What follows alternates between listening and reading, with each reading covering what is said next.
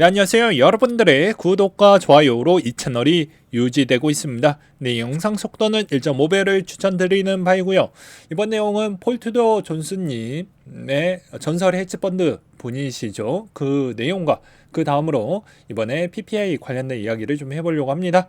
최근에 원달러 환율 추이와 국채 모든 게 다 연결이 많이 되어져 있어서 상당히 복잡하지만 제가 간단하게 정리를 해 드린다고 하면, 최근에 나스닥 추이가 어느 정도 다시 올라가고 있는 모습을 보여주고 있는 이유는 PPI가 좀 잘 나왔지만, 반면에 비트코인이 다소 약세를 보여주었던 이유는 여전히 여러 가지 매수세가 보여주지 않고 대부분 그냥 기술적인 봇 트레이닝에 있는 비중 정도로만 생각을 하시는 게 맞을 것 같기도 합니다.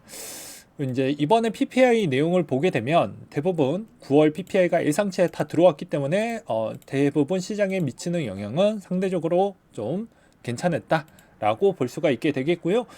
또 이번에 홍콩 부분도 좀 볼 필요성이 있겠죠. 네, 홍콩에 있는 위치를 보게 되면 이것도 왜 중요하냐?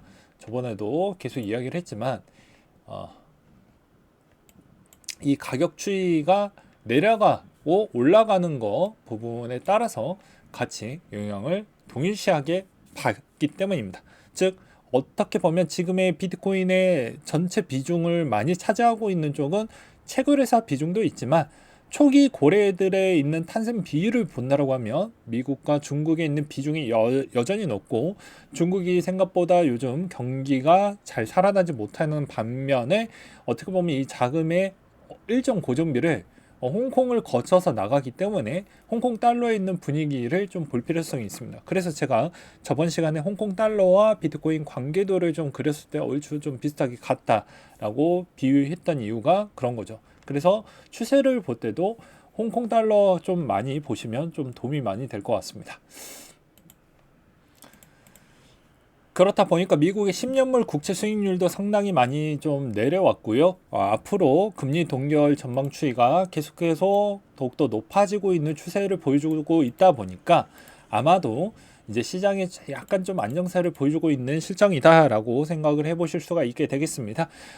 간단한 상식으로는 아무래도 미국 국채가 상대적으로 가격이 내려오게 되면 회사채가 다시 급부상할 수 있고요. 은행채도 좀 찍어내기가 좀 더 수월해지는 부분이 발생을 하겠죠.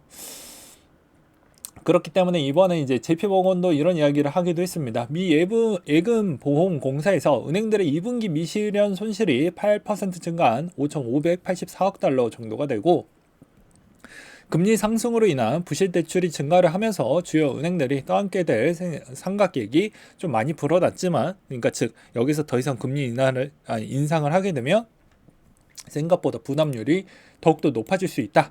반대로 본다고 하면 지금 시점에서 주식적 관점으로는 은행주가 더 낫겠죠. 어차피 언젠가는 금리가 내려갈 때 은행의 대선 충당금이 이익으로 잡히기 때문입니다. 그래서 그 타점만 잘 맞춰도 대표적인 뭐 JP모건, 그 다음에 뱅크 오브 아메리카, 그 다음에 시티, 뭐 요정 모건 스탠리 정도나, 그 다음에 우리가 알고 있는 또 여러 가지 뭐 US 뱅코르 뭐 등등 이런 회사들을 적절한 시점에 들어온다라고 하면 나쁘지는 않을 것 같기도 해요. 그리고 바클레이스가 이번에 은행의 주 수익원의 순이자 이익이 대출로 증가 추이가 둔화되고 있다. 그리고 예금 비용이 증가함에 따라 단기간 압박을 받고 있다 라고 되어져 있습니다. 한국으로 따지면 이제 다음 주에 금통위가 열리게 되는데, 만약에 지금 대출금리가 조금씩 올라가고 있죠. 그리고 은행채가 또 갑작스럽게 늘어나고 있는 실정입니다. 그러니까 그만큼 이 이자에 따른 수익성을 맞추기가 어렵고, 그 다음에 또 회사는 회사채 찍어내봐야 이익이 남지가 않고 잘 팔리지도 않을 거니까, 이제 증자하기에는 주식이 지금 많이 내려왔잖아요. 그래서 증자하기에도 어렵다 보니 오히려 그냥 은행에서 돈을 빌리고 있습니다. 그래서 은행채를 찍어내면 그거를 보충해 줄 수 있는 은행에 관련된 대출금리가 좀 올라갈 수밖에 없겠죠. 그래서 이런 점도 좀 뭐 가계 대출 부분에 좀 예민하시는 분들도 있을까봐 미리 좀 설명을 드렸던 부분이 없지 않아 될 것 같고요. 그 다음에 헤지펀드의 전설 폴트더 존스가 경제 최악의 상황이고 비트코인 매력적인 투자라고 이야기를 하기도 했습니다. 제가 살면서 본 것 중에 가장 위협적이고 어려운 지정학적 확률일지도 모릅니다.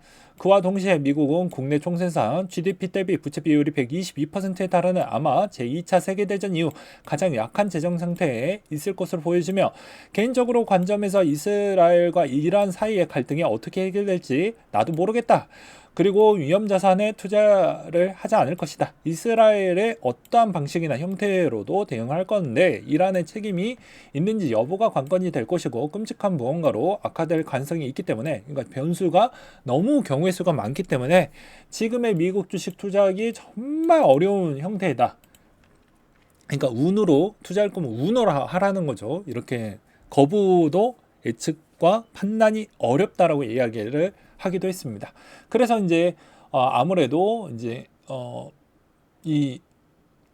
이 사람에 따른 의견은 여기에서도 이제 위험적인 부분에 예측하기가 어려우니 금하고 비트코인 부분이 좀 더 매력적이다라고 이야기를 했습니다. 그럼 이분의 실질 보유 비중을 좀 알아볼 필요성이 있잖아요. 그래서 작년 거 기반으로 좀 가지고 와봤는데, 총 자산의 1에서 2% 비트코인을 보유 중이고, 비트코인 5%, 금 5%, 상품 5% 투자 구성을 지지한다, 선호한다 라고도 이야기를 하기도 했습니다. 그러니까 즉 지금 시점에서의 어떻게 보면 부자들은 다반면으로 이렇게 좀 깔아두고 있죠. 근데 우리 개미도 부자들이 선호하는 자산에 일단 걸쳐 놓으면 그래도 중간은 가니까, 여러분들이 너무 비싸요, 손이 잘 안 가요, 원래 내 비중은 알트코인에 조금 더 있다라고 해도 지금의 순서도를 제가 매번 라이브를 통해서도 설명을 드리지만 순서도가 있습니다. 일단 비트 먼저 가고 그 다음에 내 알트가 가니까 비트에 있는 순서에 좀 맞춰서 비중을 좀 더 실어 두시고, 그 뒤에 비트가 어느 정도 올라왔었을 때 그때 알트코인을 타도 늦지 않는다라고 매번 교육을 하고, 또 라이브로도 미친듯이 이야기를 하기도 했습니다. 그러니까 즉 지금 시점에서 보면 상당히 암울하고 답이 없을 것처럼 보여지지만, 결과론적으로 본다라고 하면 언젠간 비트코인은 올라가게 되어져 있습니다. 반면에 진 크레이머는 금폭으로 하락할 거다 라고 이렇게 악의적인 이야기를 하고 있는데요. 이분은 악의적이지 않죠. 네, 오히려 이제 진 크레이머의 이미지가 어떻습니까? 반대 매매입니다. 그러니까 친 리플 변호사도 이런 발언을 하자마자 매수를 좀 했다라고 하더라고요. 되게 재밌죠. 그래서 서로의 의견이 조금 달라지고 있긴 하지만 여전히 재미난 부분은 있다라고도 말씀을 드리고 싶었고요.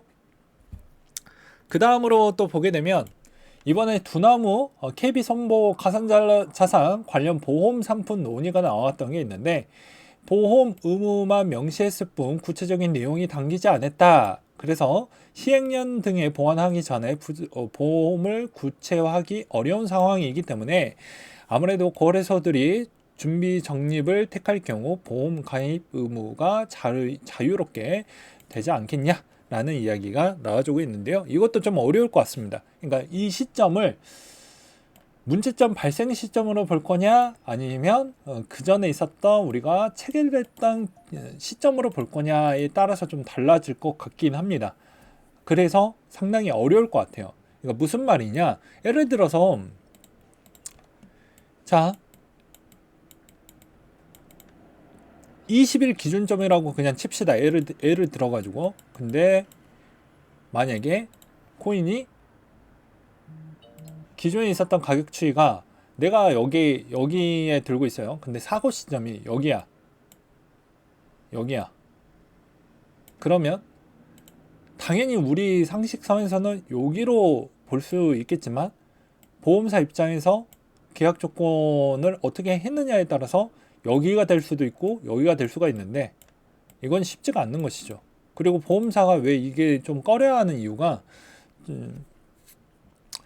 비트코인 같은 경우를 좀 책정하기가 어렵잖아요. 솔직히 말을 해서. 왜냐면 보상의 책정 비율이 사고 한번 났었을 때가 이렇게 올라갔었을 때 자산가치 기준점에서 사고가 나면 이 사고 기준점으로 할 거냐 여기 기준점으로 할 거냐도 또 달라지기 때문에 쉽지가 않는 겁니다. 여기에서 하면 보험사 진짜 엄청나게 부담이 많이 되겠죠. 그래서 이것도 충분히 지금부터 계속 거론이 되어가고 있다 정도로만 봐주셨으면 좋을 것 같기도 합니다. 그 다음으로 이제 비트코인 이 빨간색 선에 좀 집중을 해볼 필요성이 있는데요. 손실 입금 규모라고 합니다. 그래서 빨간색 선이 피크치를 찍을 때마다 여전히 별로 좋지 않았던 모습을 볼 수가 있게 되겠는데요. 지금의 빨간색 선은 거의 움직이지 않고 있죠. 그렇기 때문에 아무래도 지금이 매우 조용한 시점이라고 볼 수가 있겠고, 가장 낮았던 시점 대비를 본다라고 하면 아무래도 가장 어찌 보면 고점에 좀 더 높았다더라라는 걸 확인을 해볼 수가 있습니다. 즉 빨간색 선이 많이 찍혀 올라왔었을 때 매수 포인트라고도 볼 수도 있지만 반면에 다른 의도도 있을 수가 있으니 이런 점을 잘 유의하시면서 보실 필요성이 있을 것 같고요. 그 다음으로 장기 보유자를 뜻하는 호들러가 매달 5만 비트코인씩 매집 중이라고 합니다. 호들러가 보유한 총량은 이번에 1485만 9천 비트코인으로 전체 유통량의 76%를 차지한다라고 되어져 있고요. 이번에 코인원에 또 잡음이 들려오고 있다고 합니다. 아무래도 10월까지 KYC 하라고 되어져 있었는데 KYC 하니까 심사 중이고 거래가 막힌다. KYC 취소도 안 되고 그 3거래일 있다가 기다려라라고 했고요. 탈퇴하겠다고 하니까 자산 소멸된다라고 했습니다. 근데 되게 웃긴 건 신원 인정 안 한 사람은 거래가 되고 한 사람은 거래가 막히는 기이한 일이 펼쳐지고 있다라고 하더라고요. 그 다음으로는 이번엔 스텔라가 아쿠아 에어드랍 20회차 분이 이제 지급이 된다라고 되어져 있는 내용이 곧 나온다라고 하고, 그 다음으로 이번에 USDR이라는 또 조그마한 시가총액 조그마한 부분에 또 문제거리가 좀 나와 주었다라고 합니다. 네, 오늘 내용은 여기까지 좀 준비를 해봤는데요. 여전히 연말 시즌 잠깐 또 재미없는 구간으로 흘러갈 수도 있어도 그래도 연말에 올해 23년도에 되돌아보는 시점 이제 얼마 안 남았으니까 2달밖에 안 남았으니까 지난 23년도에 내 매수 포인트는 어땠나 자체적으로 한번 점수를 매겨 보셨으면 좋겠고요. 그 다음에 만약에 매수 매도를 교차하면서 했다라고 하시면 그것도 얼마나 이번에 성적표가 잘 나왔는가 되돌아보는 시간도 한번 가져보시길 바라겠습니다. 네, 이상으로 마치도록 할게요.